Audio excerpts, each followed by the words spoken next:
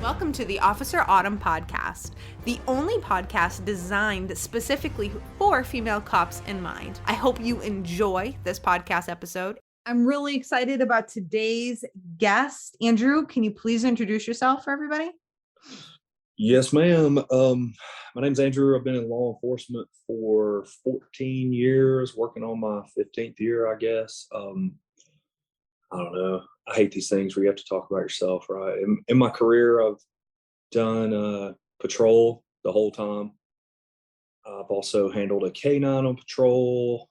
My department has I guess, part-time SWAT team is the technical term for it. We're definitely not full-time, but we've done our call outs. I've done that. I was a patrol supervisor, so I was a sergeant for a while. So I've kind of, if it's on patrol, I've kind of dabbled in it here and there. What kind of canine did you have? I'm interrupting, but I'm nosy. Oh, no worries. I had a German Shepherd. You did. Was it? What, Yeah. Did you have was he dual purpose or? Yes, we run all dual purpose dogs at our department. We had a couple that were bomb dogs and patrol dogs, but all our other dogs were narcotics and patrol dogs. My husband and I have 3 Belgian Malinois. Oh God. Yeah. How do y'all find the energy? It's like, those dogs are wound tight as a snare drum. They take a lot of maintenance. Yep, they are. So keep going. Keep telling us about you. So patrol, K9. Oh, okay. Yeah, I was a DT instructor. I'm also a brown belt in Jujitsu under Samuel Braga for Gracie Baja. Firearms instructor. I've been doing that since 2010, maybe. Recently got into competitive shooting, and I say recently, like 4 years ago, maybe. Mm-hmm. Right now, I'm A class in carry optics and A class in limited, and I've still got a B class hanging around in single stack because I haven't shot a 1911 in like 4 years. So, I've got to work on that when I'm done with the carry optics. My goal is trying to make master this year in carry optics because red dots on handguns are kind of the new thing. I'm kind of a firearms junkie, so to speak. So what do you carry? What's your favorite? What do you carry off duty? Oh, I love M&Ps. Yeah. Smith & Wesson M&Ps. I've probably got 5 of them. Everything from a shield to a 5-inch to a 5-inch with a dot to a 4.25-inch with a dot to the compact version. I just like them. It's what I run in competition in those divisions. When I run limited, I run a staccato, and I really like those guns also. But it's like, I don't know. It's one of those things, like the old saying goes, it's the Indian, not the arrow. So, you can take a bone stock Glock and get pretty good with it if you just practice and you just try. Well, what makes you okay? I'm a big fan of Glock. I'm a basic bitch. So can you tell me why you don't like that? Oh, Glocks.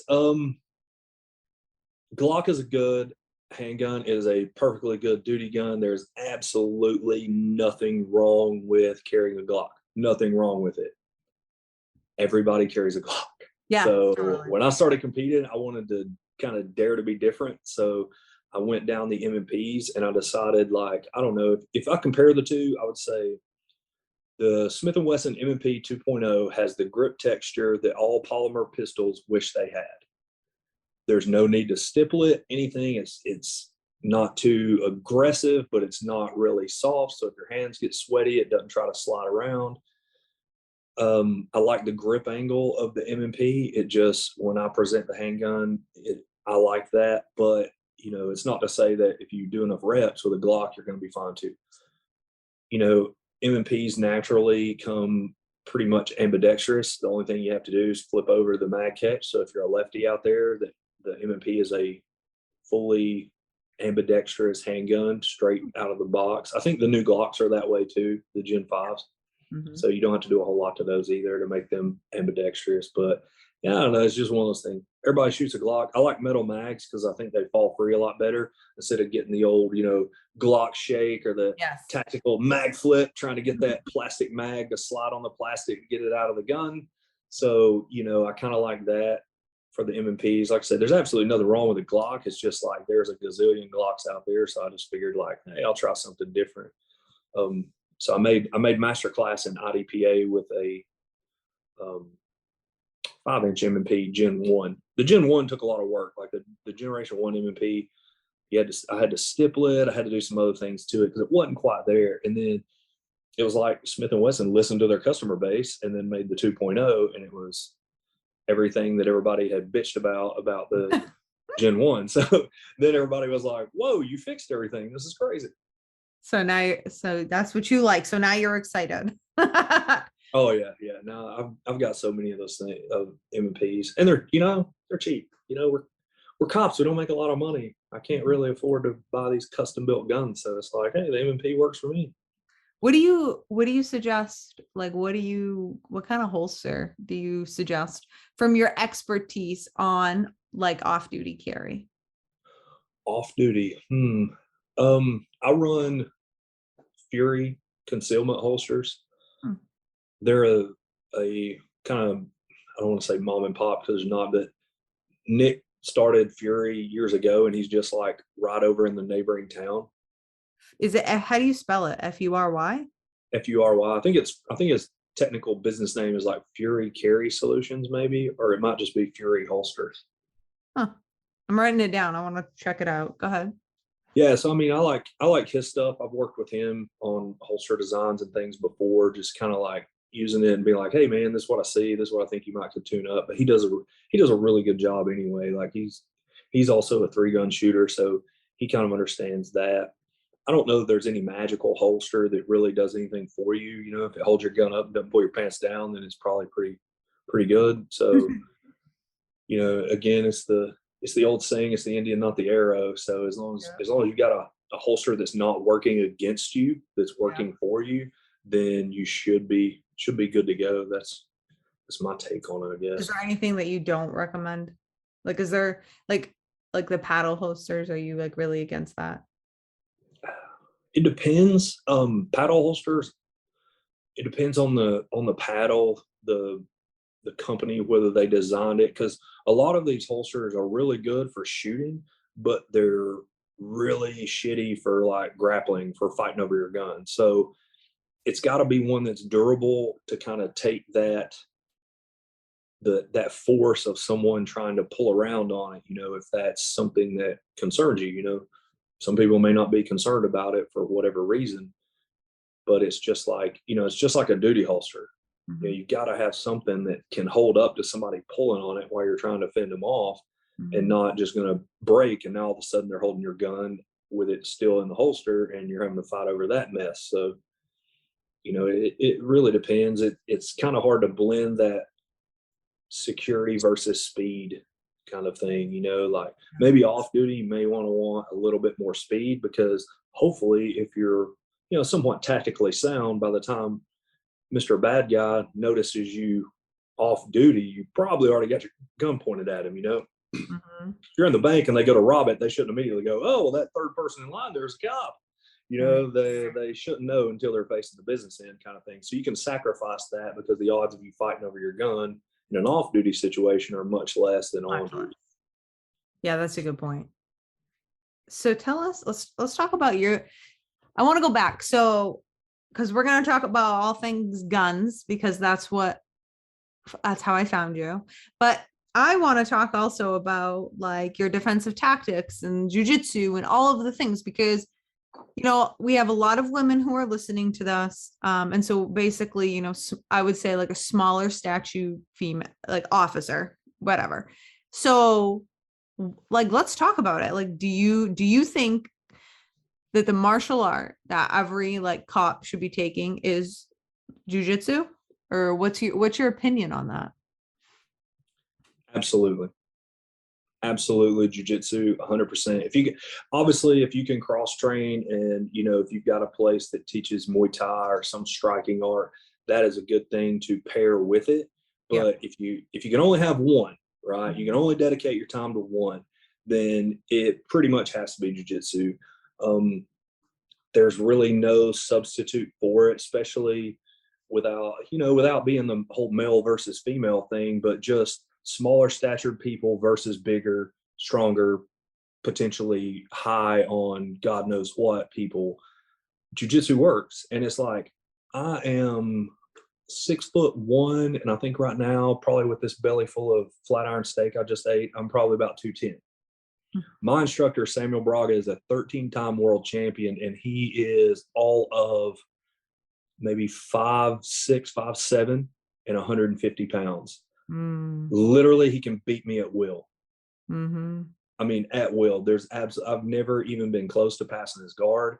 My game is nowhere near the level of his, even though, if we go lift weights or bench press, I'll bench press a lot more weight than him. It means his technique is so good that it really doesn't matter how strong I am. I just wind up using my strength to get myself in a whole lot of trouble. And so that speaks to, yes, if you become technical enough, if you become good enough, you can negate a lot of people's strengths.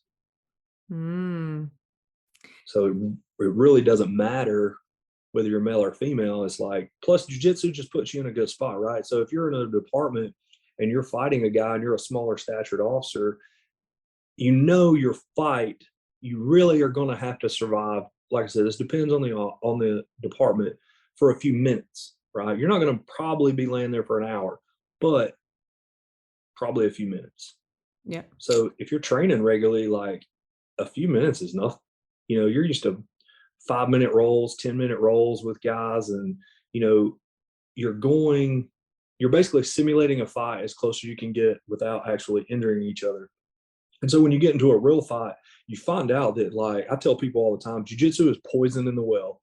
It does not take a lot. Like, a little jiu-jitsu against somebody who knows nothing goes a long way. Like, you could be a blue belt and rolling with brown belts and purple belts and black belts and, getting smashed in class. And you're just like, man, some days you leave and be like, man, I just suck at jiu-jitsu. And then you go get into a tussle with somebody who knows nothing, and you're going to seem like a jiu-jitsu god to that person. Yes. They're going to be like, I couldn't do anything with this guy. Like, this guy was all over me like a little spider monkey. 100%. And I always say too, that there's no shape like fighting shape, right? So, like, obviously we want everyone to be in shape. You need to be fit. You got to be able to do all the things. But, if you aren't actually fighting, whether it is jujitsu, like you said, Muay Thai, or, I talk about Muay Thai kickboxing, I talk about boxing. I think it's important that every officer has been punched. You need to get punched in the fucking face, like, legit, because you don't need that to happen on the job, because you have got to learn how to work through that, and absolutely. And if you haven't seen Stars, that's what's going to happen right before you fucking get knocked out. If you have not seen the light, if you have not seen Stars, you need to go and train. And so I talk a lot about that. And I tell, a lot of women, like, because, the thing is, Andrew, like, just being straight, like, for somebody who's never trained, right? Like, I've been training since I've been 5. So going and getting on a bunch of mats with a bunch of sweaty ass, big fucking dudes, I don't care. I'm like, whatever, let's do this. You're going to whoop my ass. It's good. Like, but for a lot of women, that is extremely intimidating. Okay. And so I'm like, all right, well then, if you don't want to start in jiu-jitsu, go start by Muay Thai or boxing, and just at least build some confidence by learning how to strike. You know what I mean? What's your thought? Yeah, I think jiu-jitsu, it's a very, I don't know, just the design of how it's taught doesn't really, trying to think of the words, it doesn't really help you as a beginner, so to speak, right? It does not. People will come around and they'll help you, but let me tell you, like, me and a friend of mine, Cody, he's going to get his 2nd degree in his black belt this year. We talked about the same thing. It's like, man, because I've been doing jiu-jitsu since like 2004, but I've had like these long breaks sometimes, like I'll fall out of it for like a year or 2 or 3, and then I'll come back and all this. And it's like, finally, I'm back in it. I've developed this love for it that I didn't have before. And so, we talked about it, and it was like, yeah, man, when we started jiu-jitsu, like, jiu-jitsu went like this. You walked in the door because you thought you wanted to learn jiu-jitsu. you got your ass beat for a good 6 or 8 months all the time. You're trying to learn, but you're just so far. That's when you start realizing you're just so far behind these guys. You are just so far behind them. And then, after about 6 or 8 months, a couple other, new people come in and you're like, okay, now I can kick their ass. And so it's like, it just is this whole thing of like, you almost have to go through this 6 or 8 months of like, you don't know shit and you're just kind of getting submitted all the time. And no matter what you do, it's not working. But it's like, I don't know that there's a way around that. I think you just have to like saddle up. There's no such thing to me is in like jujitsu for cops, because I don't believe in teaching everyone, hey, these 10 techniques, because if you don't understand fundamental basic level jujitsu, then I don't give a shit if you know 100 techniques, that you can memorize. If you can't start stringing them together and you can't start, working your way from close guard to sweep into top position to, a Kimura grip on your opponent's arm, and especially for cops, getting them face down, getting an arm behind their back and starting to cuffing them up. If you don't have that foundation of how to get from bottom to top or how to defend yourself from your back, then all of these weapon retention techniques and all this other stuff that's based in jujitsu isn't really going to help you, because you don't understand the general concepts of leverage, So it's kind of like you just got to get in there and roll around, and it's good for you. It's like when you get in a real fight, it's not going to feel that much different. And it's true. Do you know who David Goggins is? Do you follow him? Yeah, I know David Goggins. I don't know him personally, but I know who he is. Yeah, I've read his book. Me too. I love him. And so, but it's jujitsu is kind of like the Goggins mindset, right? Like and it's so true. It is so fucking true. Like your first 6 to 8 months, I would even go a year, dude. Like legit, your first year, you're literally you're paying a lot of money to go someplace 2 to 3 times a week to go get your fucking head kicked in. Like you're gonna go get your ass whooped for a year, and then after that. And then you still get your ass whooped, but just not as bad. The ass kickings never stop. Like, no. it's just because you become a higher belt, there's always another belt higher. There's guys that are, competing, guys and gals that are competing, and they're a lot of times on a different level too. Like I don't compete in jiu-jitsu. I spend enough money competing in USPSA and IDPA and stuff that it's like jiu-jitsu is more of just like I enjoy it. Yeah. But it's more of a hobby for me. Like I'm not going to go sign up and try to win worlds. But a brown belt that's trying to win worlds, yeah, dude, I'm gonna probably get my ass beat by that guy. And it's like my only goal for him is like, hey bro, I hope I gave you a good workout, and help you get conditioned for worlds, because my technique's probably not going to be quite at that level yet. But I think you just get more comfortable with it. But like I said, as soon as you've been in jiu-jitsu a year or two, if you're like something like a blue belt or a 4-stripe white belt, and you go out here on duty and you get into some little skirmish with a drunk or something, not some fight for your life, but just like somebody who just is resisting and they just don't want to go to jail. Yeah. Like you're going to take them down at will. You're going to manhandle them at will, or woman handle them, whatever the term is, right? You're just going to manhandle. Don't even worry about it. You're going to technique the shit out of this person, and they're not going to have a clue what went on. Yeah. And if you're a female officer, they're going to have to go tell their buddies they got their ass kicked by a girl, which none of them want to do in jail. But it's like, you're going to work them, and you're just going to be like, wow, that just wasn't that hard. I'm learning more jujitsu than I thought, because you're used to going against people who know jujitsu, at least know some level of it. And when you find somebody who doesn't know anything, it's like you almost feel sorry for them, because you're like, come on, dude. You're like, come on. Your use of the force is going to be way more tame, because you're like, man, I just don't want to get my uniform dirty. Like, you're not stressing me at all, kind of thing.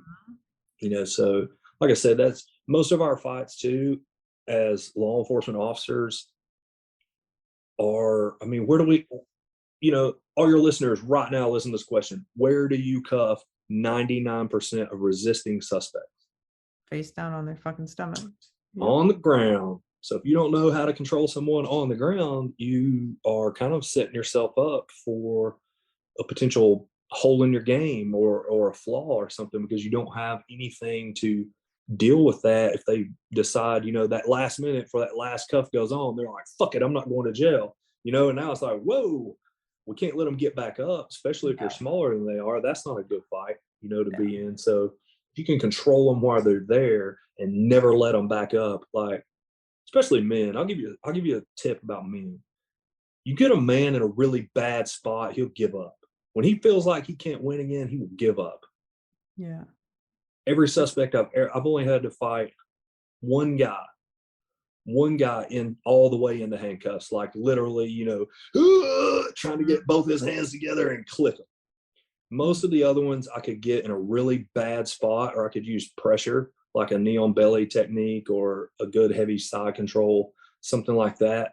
And eventually you hear them, okay, and it's like, roll over, pal. Yeah.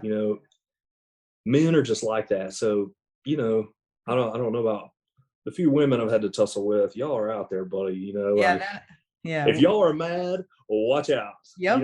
A dude, if you grind him a little bit on the, you get a little pressure on him after he can't breathe real good for 30 seconds. He's like, okay, dude, I give up. I'm done. I'm done with this. A fucking woman ain't like that. I gotta tell you. Not at all. Not at all, man. If they're mad, watch the fuck out. Mm-hmm. Yeah. And I'll tell you, for me, and from my experience, I don't know, I've been in some fights with women. the women were what, like, I'm like, if I knew when I was going hands on with a female, I'm like, fuck me, we're gonna fight, because this bitch is like, she's not just actively resisting, you know what I mean? She's fuck you, let's go. Like, oh, do we gotta do this? But we did it, it's fine. But so, Andrew, can we talk? And I'll talk jujitsu all night long with you. I really like listening to you talk about it, but I wanted to talk to you about firearms and shooting. And I want to talk about like anything you have to say about it. I really want to educate, anybody listening about firearms and how it seems very intimidating. Like it just does, because you have to understand the majority of women, we don't grow up, not all of us, because there's some of us who live in the South like you, clearly. And like these girls wake up, like, they have shotguns when they're like fucking 2, but like, there's a lot of us that really don't. I never shot a gun before I became a police officer. I had to go through a lot of training before I even felt comfortable carrying. Right. And so the range, I did a lot, and I'd like to hear what you have to say. Like, I did a lot of like remedial training, Andrew. Like I was always like, I trained a lot with like instructors, because I didn't know. I didn't feel like, okay, I just qualified. Woohoo. Like, woo, I can carry. Like that was scary as fuck to me. Right? Like the fact that someone can just qualify and now they're carrying a weapon. I'm like, holy fuck. But like, let's talk about that. Like right from the beginning, because like, what do we do to become better with our firearms? Like we're brand new. I think a lot of it, the big hump you have to get over when you're new to guns is, like you said, being comfortable handling the gun. Because, if you listen to all the bullshit in the media and everything else, you literally think like, if I lay this Glock down and I turn my back on it, this fucking thing's going to get up and try to kill me. Yeah. And it's like, that's bullshit. The gun's not going to magically sprout legs and try to assault you while you're sleeping. Like, that's just not how it works. It's a mechanical device like anything else. It's kind of like a chainsaw. If you're going to run a chainsaw, like, you probably shouldn't pick up a chainsaw for the first time and lay into, a 3-foot diameter oak tree. Like, start with some saplings. Let's get comfortable cranking the chainsaw, running the chainsaw, hearing how loud it is, feeling how it feels in my hands before we go play, Paul Bunyan and start chopping down trees with this thing. So it's the same thing with a gun. As far as like a tip I would give a new shooter right off the bat is dry fire. Dry fire, dry fire, dry fire. You get used to, you bring your duty gun home, and you're like, oh, I'm past my academy class, but I really don't enjoy this. I don't feel comfortable. I can do it, but I don't feel really good about it. That's kind of where a lot of officers fall. Yes. They can do it if they have to, give an infinite amount of time on a range, but they don't really, it's not enjoyable because they're simply just not comfortable with it. Yeah. And you have to understand the motivation of your department too. Departmental motivation to train you to pass a qual is simply nothing more than to limit their exposure to liability. Mm-hmm. They have to have every officer go through this qual so that they are limiting themselves in liability. Now, that does not mean that their job or their motivation is to make you a really good shooter. Yes. Their job and motivation is simply money and liability. They do not want to open themselves up to liability. I've argued for years till I'm blue in the face that if you train officers to be good shooters, the qual will take care of itself, but you can't get them to understand that. So we understand that motivation, right? So that's the department's motivation. So they're not going to go overboard to help you out. Now, you might find some firearms instructors that really will go above and beyond to help you become a better shooter. That's true on an individual level. But like I said, at a departmental level, they don't care. You pass the qual, that's exactly what they needed you to do to limit their exposure to liabilities. That's it. So circling back to dry fire, you should be able to, probably even at the most basic level, know how to load and unload your handgun. So you want to unload it in your house, unload it, unload the magazine, check it to make sure it's unloaded, check it again to make sure it's unloaded, check it again to make sure it's unloaded, unless you like to patch drywall. And then just get used to taking that empty mag and putting it in the gun and racking the slide. For a while, I would use a more vulgar term, but play with your fingers, with your gun, put your gun in your hands, Andrew, you can move the say finger slide. fuck. It's okay. Yeah, finger fuck your damn gun. Like, it's unloaded. Once you're 1000% sure this thing is unloaded, there's no ammo around, take the loose ammo, put it somewhere else, take all the loaded mags, put it somewhere else. Just start with your empty duty gun and an empty magazine that you're 100% sure is empty. And just get used to, like, what's the procedure to load it? Okay, I put the magazine in, I rack the slide. Cool, okay. And you just get used to all the buttons. Just get familiar with how it basically operates. Then you can start progressing into, okay, well, I'm going to now take this empty gun, I'm going to put it in my duty holster, and I'm going to practice my draw. I'm going to get used to, in a nice, smooth motion, putting my hand on my gun, disengaging the retentions, and getting it out. And you want your gun to go from point A, the holster, to point B in front of your face with your sights aligned on the target in one motion. I don't want to be fishing around for my sights at the end where I'm having to move the gun up, down, all around, trying to find my sights. I want it to go from A to B, and when it lands in B, the only thing left that I want to have to do is maybe clean up my sight picture a little bit, depending on the shot difficulty, or press the trigger, or do both of those simultaneously. I shouldn't be, by the time it hits point B, I shouldn't be that far away from a shot if I need it. And then you start going faster and you start pushing that pace. Because what we're all trying to achieve is a level of what's called subconscious competence. And so what I tell people is, like, if you can reach subconscious competence with your gun, basically means, on the street, you see some dude lift his shirt and drop his hand down there because you see this gun in his waistband. So you got the stimulus of, this guy's got a gun, I need to get mine out, that you don't think about anything. All of a sudden, boom, the gun is in front of your face, in your hand. Yeah. And you're on him, and now you're negotiating through the sights if the opportunity presents itself, or you're firing, or you're addressing the threat however it has to be addressed. Yeah. But you're quick. You gotta be fast. A lot of times in law enforcement, they treat accuracy and speed like these things are two polar opposites, and they're really not. You have to have both. So how do you have both? Like, what do you do? Like, what drills?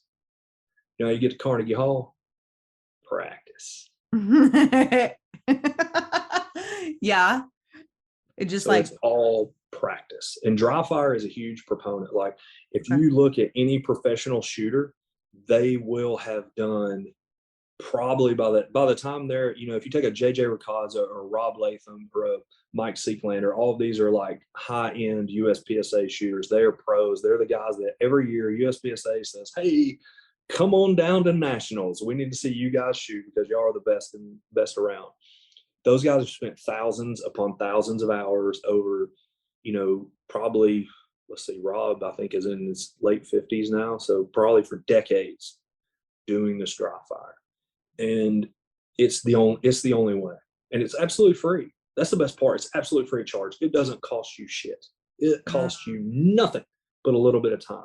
And you will find that, you know, even 15 to 30 minutes a day will go a ridiculously long way. Like you'll get, if you did 15 minutes a day from now, and we'll even give you the weekends off. Monday through Friday, you do 15 minutes a day. Then by the time your qual comes up next year, you won't even blink when it comes time to draw.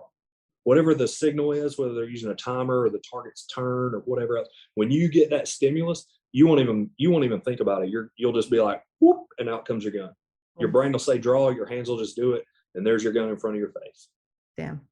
That's it. So it's like, you know why I like this conversation so much? Because there's something you don't even know. I'm gonna tell you why I like it so much. Is I made this like, it's like this $30 training, and it's called Become Street Ready. Okay. And it was to help women build confidence in uniform.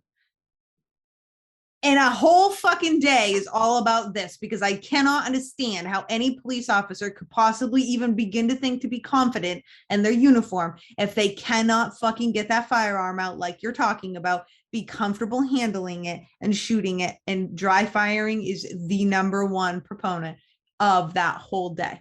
So I just have to say, I love this conversation because you're reiterating. It's just so true. And why are we not? So anybody listening to this, I want you to ask yourself why you are not dry firing. Just like Andrew said, it is fucking free. It's free. Yeah. It's absolutely free. All you know, when it comes time to press the trigger on a dry gun, you know, and you're in your house, like then you need to start focusing on, okay, pressing the trigger without moving the sights. Like if you understand what your sight picture should look like, then just press the trigger without messing that up. If you press the trigger without messing that up, you're going to hit wherever the sights were aligned. I mean, that's like hashtag science. Like it's just going to happen. Yep. You just have to do, you know, how many people that shoot Glocks are like, yeah, my Glock shoots low and left. It's like, no, it probably don't. No. Your Glock doesn't shoot low and left. No, exactly. You shoot low and left. Yeah, exactly. And a lot of that comes from the fact that when you're pressing the trigger with your firing hand, the gripping fingers of your firing hand are also tightening a little bit. Because what you'll notice if you're doing that, especially in dry fire, if you're paying attention to your sights like you always should be in dry fire, is you'll see them cast. If you're right-handed, they'll cast low and left. If you're left-handed, they'll cast low and right. And you'll see that. And what you have to learn to do through dry fire is a great way to do it because it's free, is learn kind of how to isolate those muscles where you can work your trigger finger really fast without having your, you know, social finger, your ring finger, and your pinky finger all flapping against your palm too. Because if they're all moving at the same time, you're casting that sight picture, casting that muzzle, and it's going to cause you to impact where you do not want to impact. And so that can all be worked out in dry fire. And it, you know, it's a little bit every day. I would say if you're really concerned about your comfort level with a gun, like I said, get comfortable, finger bang your gun, all that good stuff, play with the slide, get that out of the way. Yeah. And then when you start into your serious training and your dry fire, then that's when you start, go slow. Go like you're in slow motion, like you're in the John Wick movies where everything's slowing down, right? Just go slow motion because you want to build a perfect draw. And you can't build a perfect draw by just starting to go fast immediately, because what'll happen is you'll do it like 25 times really shitty and you'll do 5 times good. Well, which one's going to stick in your brain? The 25 or the 5? Probably the 25. Yeah. And you're always going to be chasing something that you didn't slow down enough. And I hate telling people to slow down when it comes to shooting, because I think you should be fast and accurate. But when you're building a new motor skill, like you're building your draw, you need to go slow and perfect. You need to focus your mind, your conscious effort on every single movement, making that thing perfect. And then after you've done that, a few hundred times, maybe your first week of dry fire is all slow motion. Like first week you've ever done of dry fire is all slow motion because you're basically installing in your brain this new way of doing stuff, this new perfect way. Then after that, we can start stomping the gas a little bit, start building the speed. That way you never have to go slow again. And then after, anytime you do it wrong, make sure you do a couple of perfect ones slow and then start pushing that pace again. And then we just start building the speed. What you're doing is creating a good, solid process, and the speed adds stress to it. If you have a shitty process, when you add stress to it, it's going to fall apart. If you've got a good, solid process, the more speed, the more stress you add to it, the more it holds, and it's good and it's solid. And even if it's a little bad, it's not very bad. I really hope everybody just like paused and rewind and really fucking listen to that again. Cause that's like really good. That's really good stuff. That's some good teaching shit right there. I've been at it a little while. My hardest part is like the hardest part for me in teaching firearms is because I'm so like, I guess, addicted and obsessed with it, is like somebody asking me something about shooting and it's like drinking from a fire hose. I'm like, oh, you want to know about shooting? Here you go. And I just like everything I ever know, because like, I feel like there's so many shitty LE firearms instructors out there. I feel like they treat it, there's an ego involved. And like, to me, I don't really have that much of an ego about shooting, especially teaching. Like, I feel like I'm on this train. I'm on my path to become a master class, maybe even a GM. When I hit master, I'll decide if I want to really chase the dragon or not. But, and if somebody else comes up with like, hey, I want to come shoot competition with you, I want to come shoot USPSA with you, I'm like, come on, bro, here we go. Like, get on this train with me. And it's like, boom, it's like, I'm super excited about, like, come on, man, like, bring your duty gear. If you don't have any other holster, they'll let you shoot from it. Fuck it. Just do it. Just get out here and start doing it. And you're going to see, it's going to open your eyes, and then you're going to be as excited about it as I am, and all this stuff. And, it's really hard for me the hardest part is just not turning the fire hose on you and being like, here it is, here's all of it, all at once. You have to kind of temper that based on where the shooter is, because like, if you can't hit if a shooter is having a hard time hitting a target static, then probably moving and shooting is not a skill they should try to tackle just yet. That's a really good point. So it's things like that. There are certain things, if your grip's not solid, then, you're not going to be able to run a sub 2 second bill drill.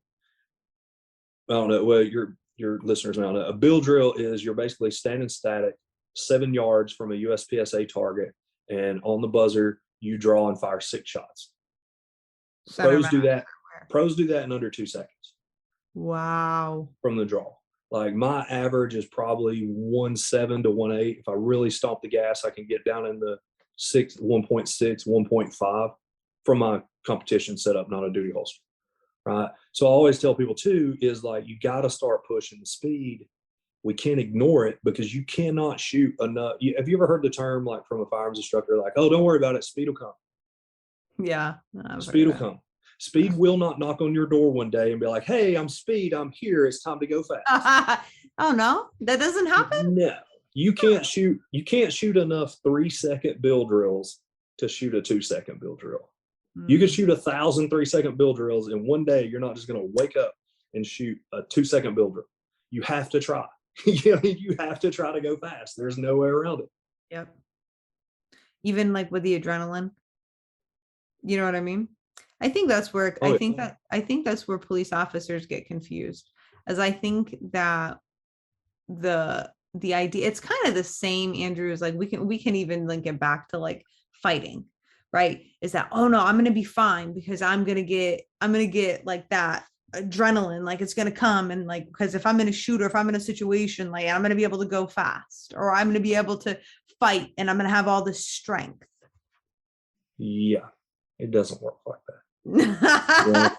You'll hear them in jiu-jitsu all the time. I don't need jiu-jitsu, I just see red, bro. It's like, that doesn't work. That doesn't work at all. Like, some dude who knows jiu-jitsu, 2 dudes go to fighting, and one of them's the I'm just see red, bro guy, and the other one's like a purple belt in jiu-jitsu. The purple belt's going to destroy him, like completely just destroy him. It's not going to be very much of a fight. And, back to the building solid process things, the same thing in shooting. If you don't build solid processes, or processes. I don't know. I'm from the South. I don't know if I use the right words or not.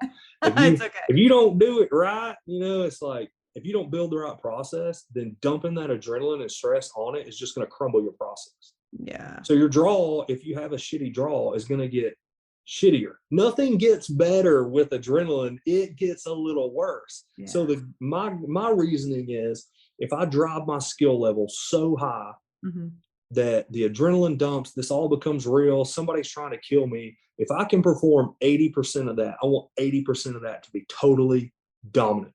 I don't want to win a gunfight because you can win a gunfight by simply just living, simply surviving. Somebody puts their finger in a bullet hole or puts a tourniquet on the right limb. You could survive, you could win. I want it to be, and I want all the officers I train to completely, if it's a gunfight, I want you to absolutely dominate. Yeah. And like I said, your skills are going to degrade a little bit and that's the thing too. I have a law enforcement training. Sometimes it's like, they act like, oh, the adrenaline dumps and everything's going to go away. You're going to be this fucking crab claw guy trying to grab your gun and it's all just going to be bullshit. It's all going to go. That's not the truth. That's not the truth. Your skill, you won't perform 100% of what you're capable of. So you have to keep driving your 100% high so that 80% is totally dominant. That's good. All these pro shooters, if you get into a gunfight with them, even if you're a cop and you're like, I do this for real, dude, they'll kill you. You go to a force on force class with a dude who does USPSA a lot, they'll kill you. Like they are no joke. Like, sure, I'm sure some stress if it were really real, real bullet holes getting put in people.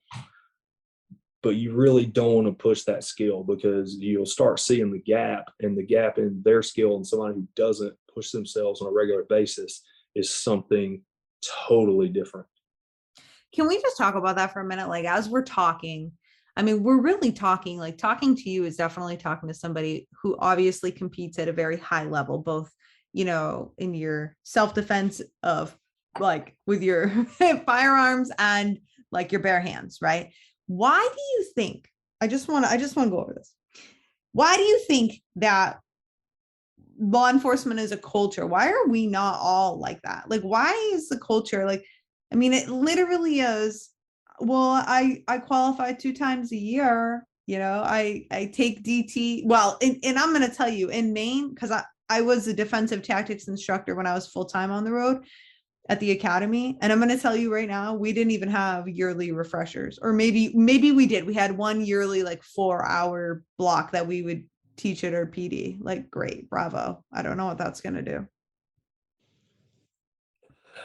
Are you talking from an individual cop perspective or from a department perspective? I don't know, whatever you want to answer.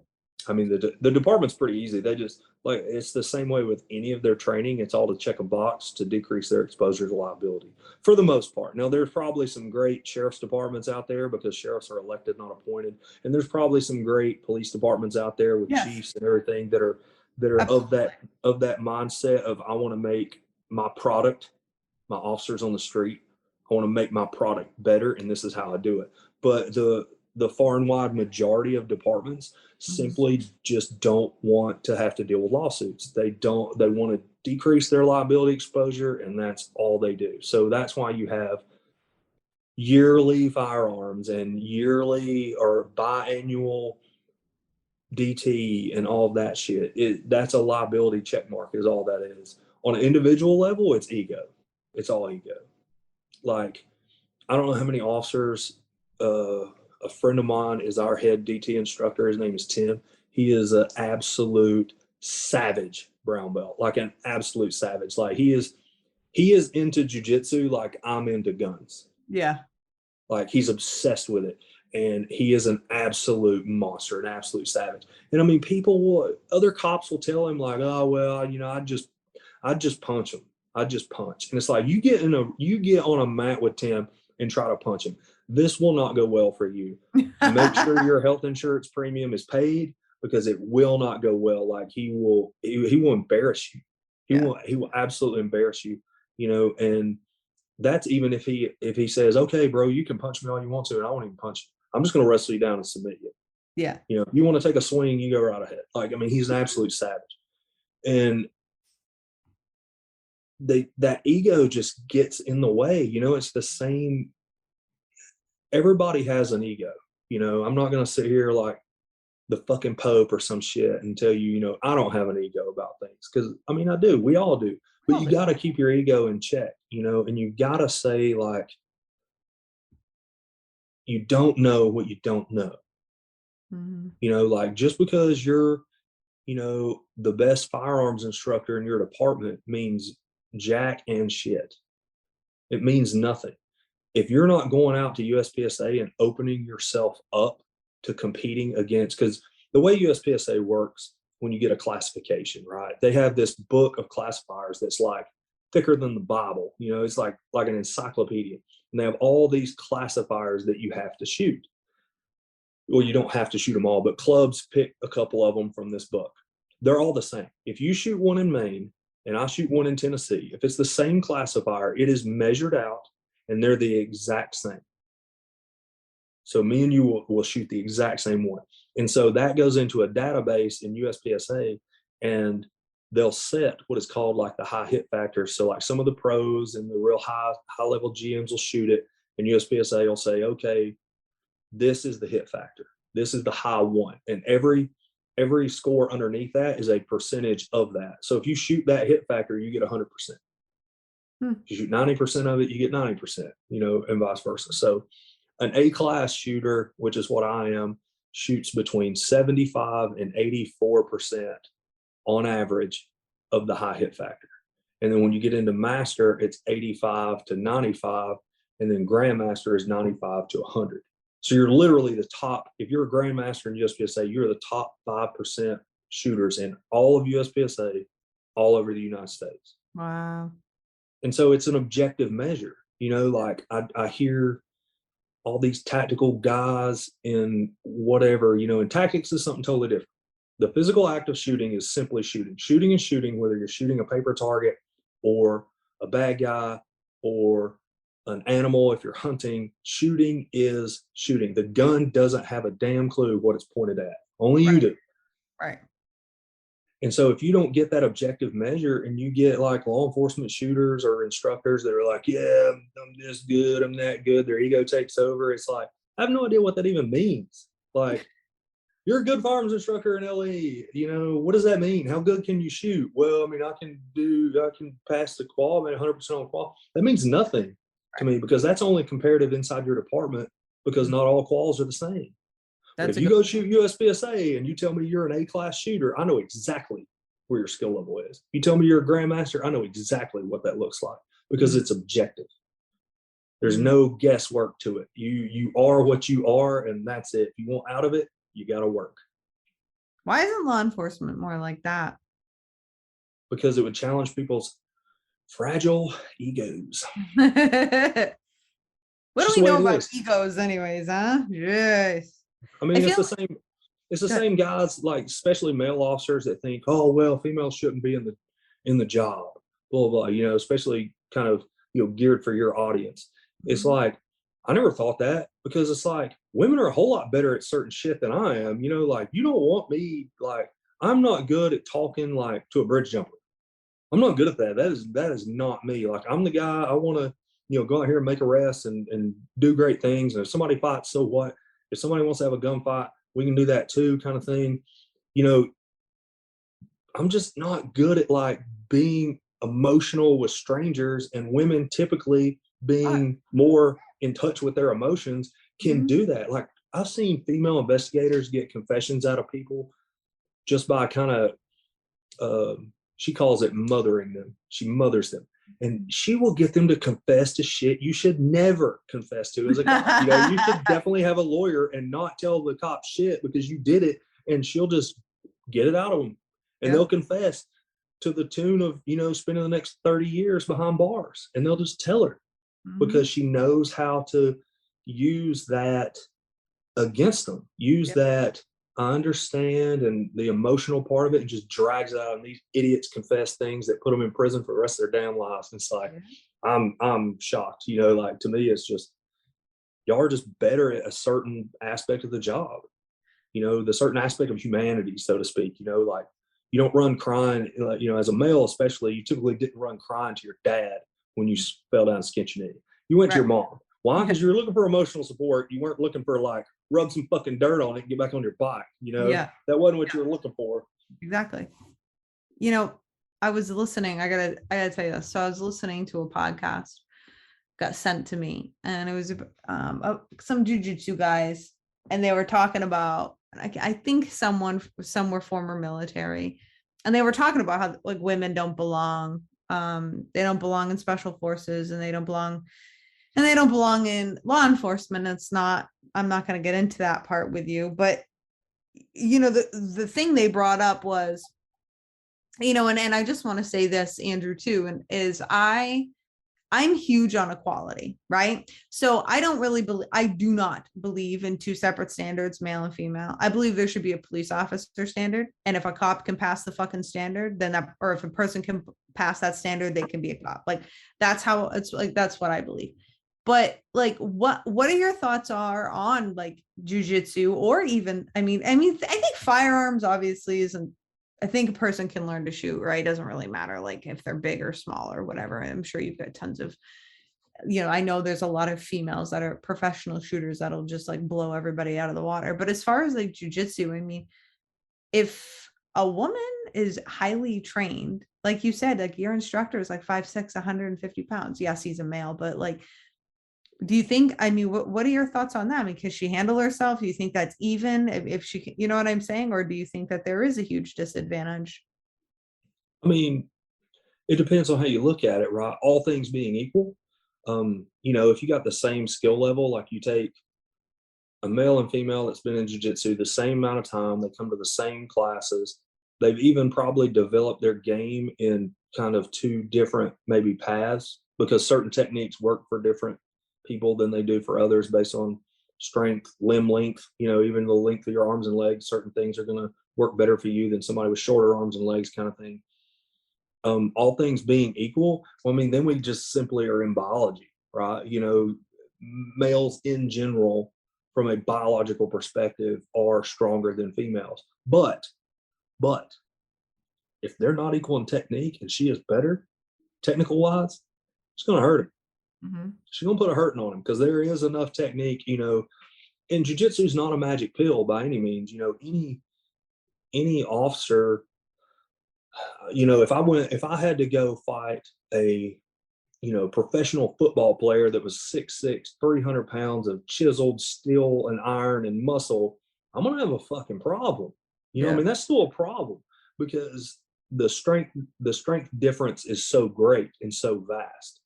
But you get your average person who knows nothing, a female blue belt probably working. A female purple belt definitely working. You get above that, they're gonna work them over, because by then they've learned exactly what techniques work for them, how to execute them well, and it's not gonna be good. If they can get them to the ground and get them off their two legs, that person who knows nothing has really no chance, other than maybe some luck, and that's kind of the thing with jiu-jitsu or with police work, is everybody thinks they're going to throw that knockout punch and all that shit. And if you're in jiu-jitsu, you have to be aware of that.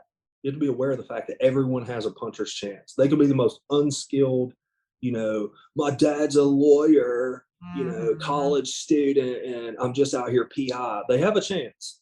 But once you close that distance, if you're, like I said, if you're a colored belt in jiu-jitsu, you got a blue, purple, brown, black, and you're a female, dude, that person has no chance. Once you lock onto them and you take them to the ground, they have no chance. Yeah. None. And, Joe Rogan, even on his podcast, has said the same thing. It's like, most people just simply, it's a lack of understanding. It's the old, you don't know what you don't know, right? So if you're a big fish in your little department pond, shooting wise, you may seem good till you go to your first USPSA match and you absolutely get beat by a 16-year-old. Yeah. And you get worn out. It's the same principle with fighting. It's like, you don't truly understand what it's like to be on the mat with somebody like Samuel, who's a 13-time world champion, and them literally do anything they want to you, and you can't stop them. Mm-hmm. Until you experience that, you really can't even begin to speak negatively of jiu-jitsu. Go step on the mat with a black belt. Yeah. Go step on the mat and see. And you wrestle or CrossFit or do whatever It doesn't matter. shit you want to do. Yeah, And it's not going to work. You're going to have zero chance, and you're going to feel like, man, this person could have done literally anything they want to me, and I couldn't stop them. That's it. And, it's the same way with USPSA. Most cops show up and get their ass beat, and either you never see them again or they're hooked, like I was. And you're back every month, and you're like, I want to do more. I want to go faster. I want to learn how to win at this sport. So it's usually the same way in jiu-jitsu. They go in there, they get manhandled, you never see them again, or they come back, after eating a big slice of humble pie, and they're like, I got to learn this shit because I didn't like that feeling. Andrew, if I could fucking talk now, what would you want to leave our listeners, predominantly women? What would you want to leave them with today? We've talked about a lot of things, I think very helpful things. What do you want to tell them? Probably the same thing I would tell a lot of cops, but probably more emphasis, because, just the average woman is smaller than the average man. So you're at a size disadvantage. So don't be afraid to go train jujitsu. Jujitsu is not what it was when I started, when me and Cody started back in 04, where it was like, you just got destroyed until you found somebody you could destroy. And then that just got passed along. Instructors are a lot more helpful now. There's a lot more classes. You can look at, your fundamental class, go to your nearest Gracie Baja school. They have a set curriculum. They will teach you, sign up for the fundamentals class and just go and just learn. That's typically a lot of a less pressure class in their curriculum. There's not as much just like free rolling going on. Right. That, I get it. It's intimidating. I know it is. It would be intimidating for a small male who didn't know shit to go in there, right? 100%. You're going to find that the other people in there that are other white belts too are just as kind of like, this is a whole new thing and I'm getting my ass kicked a lot, just as much as you are. Yeah. So it's kind of like nothing worth having comes easy, right? So if you want something worth having, you got to get your ass in there, and you just got to suck it up, buttercup, and I love it. And kind of take it on the front end. And eventually when you've been doing it for a couple of years, especially if you get in your first tussle with somebody on the street who don't know shit, you'll realize like, oh yeah, this is working. Yeah. And the same with firearms. I would encourage every policeman everywhere to dry fire as much as you possibly can. Small sessions daily work better than these big grinders of, an hour or two of dry fire once a week. Break it up, do 15, 20 minutes. Yep. Every day, 3 times a week, something like that. Get a schedule down and stick to the schedule. It's just like working out. Treat it just like working out. I'm going to do my 15 minutes of dry fire Monday, Wednesday, Friday, and then go compete. Yeah. Don't be intimidated about the competition. It is not a law enforcement range. There's nobody out there with their tape measures out trying to measure their egos. Everybody out there is just competing with themselves. Like, if you get on a squad with me and I know you're a new shooter, I'm going to help you out as much as I can, going through the squads. Like, hey, this is kind of what you might want to be thinking about. This is not, because I'm not fucking competing against you. Right. Most of the guy that may win the match may be 3 squads over. I don't even know who that is. All I got to do on this stage is do the very best I can, make a good stage plan, stick to it, execute my skills. And at the end of the day, then I'll figure out if I'm winning or not. There's no like scoreboard until the end of the day. So you're really not in direct competition. It's not like jiu-jitsu where, once me and you slap hands and bump fists, I'm going against you and you're going against me. We know it. Right. In competition in USPSA, it's not like that. You can go shoot IDPA. It's a little bit slower game. So it's a little bit more comfortable. IDPA also has a stipulation on their local club matches. If you are a certified law enforcement officer, you can run from your duty gear and you don't have to conceal the firearm. Wow. So you can actually go kind of compete with your duty gear, which is a really good little bylaw. Now, you can't go to the upper level matches and do that, but your local once a month or however long club match, you can run your duty gear in it, no problem. That's awesome. They don't care. And I've done it just to say I did it before. And it's about the same as, instead of having to dig that thing out of concealment, it's over there in retention, and it's a little different. you really find out if your gear's worth a shit or not, if it's working That's for it. you or against you. You know, because you're actually pressure testing your skills and you're pressure testing your gear. And I think the pressure testing is huge. I think it's so fucking important because that's what you're going to be dealing with on the road. And everybody out there is real helpful, man. Like they'll have a new shooters meeting, but you know, like at our club match, and I'd say most of them are about the same because they're all governed by USPSA. You're going to show up, you pay your little $15, $20, however much they charge for the match. It's usually somewhere around there. You're going to have what's called a new shooters meeting. Just tell the people in the squad that you're new, and everybody will help you with the rules and things like that until you start getting your feet up under you. And then, you know, once you start learning the rules and you start actually competing, you're doing your dry fire, that's when you really start noticing your skill develop. And it'll develop quickly. You know, if you're doing your dry fire and you're worried about like you go shoot a match and you're like, hey, I can't reload worth a shit. My draw was really slow. I can't seem to hit shit beyond 10 yards. If you go work on those and you come back next month and you repeat that process every month, dude, in 6 months or a year, you're going to look back and be like, man, I sucked so bad. And now I don't suck nearly as bad anymore. Like it's going to be noticeable improvements. Huge. Yeah. I think that's amazing advice. And I'm really glad that we're giving it. And I know you give it all the time. That's, you know, that's how I met you, is a post, and you just were pretty much like slamming the norm, the dogma is what we were talking. That's what you were calling about. Oh yeah. The dogmatic principles of firearms. Yeah. Where do the people find you, Andrew? Like if you're still on social. Yeah, if I don't bail from social media, which I'm down now to just Instagram, and it is Armed Threat Solutions on Instagram. Obviously the @ sign goes in front of that. If I'm still there, if I bail, I'll probably leave my shit up for a while because I try to give away a lot of the stuff. Like I don't make any money off of Instagram. Nobody's paying me to do shit. Right. You know, I just put this out here hoping like cops will see it and people will see it and they'll get into the sport and they'll shoot more and they'll realize like just because you shoot 100% on your qual doesn't mean you're worth a damn. Most quals are easy. Mm-hmm. When you shoot USPSA for a while, quals become super easy. I took our qual one time, and this is going to sound egotistical, but I guess maybe it is. Maybe I'm honest and I got a little bit of an ego, right? But I like to push myself and I like to see like, well, what can I do? So I took our qual and I doubled the distances, but held to the time standards.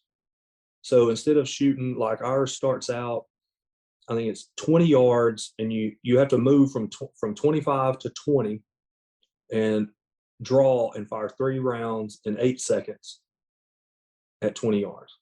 So I backed up to 50 and I sprinted up to 40 and drew and fired 3 rounds and 8 shots. And I made a 95% on our qual that I just doubled the distance and tried to hold with the time just to see if I could do it. Yeah. You know, and that's the thing too. That's probably the biggest piece of advice I could give anyone for firearms.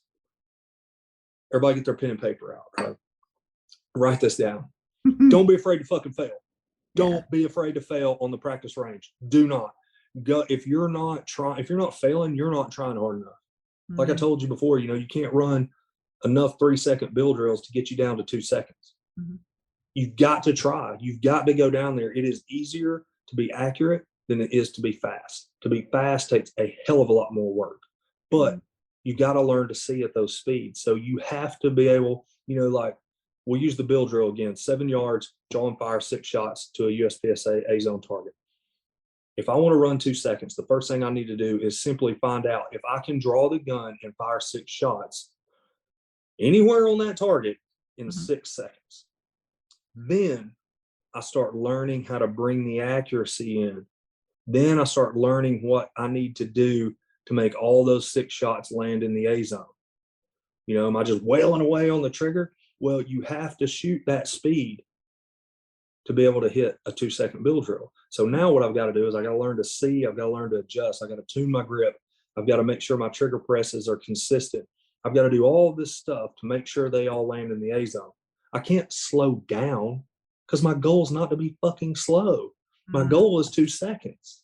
Yeah. So I got to learn to rein the accuracy in, not slow down and get your hits, or you'll always be slow. That's really good advice. That's really, really good advice. I really hope the people are listening. Listeners, ladies, I really hope that you re-listen to this episode. Andrew dropped so much good stuff. Andrew, it was really good to have you. Really thankful that you took the time. Oh, thank you for having me. I kind of, like I told you before, I can drone on and on about firearms forever.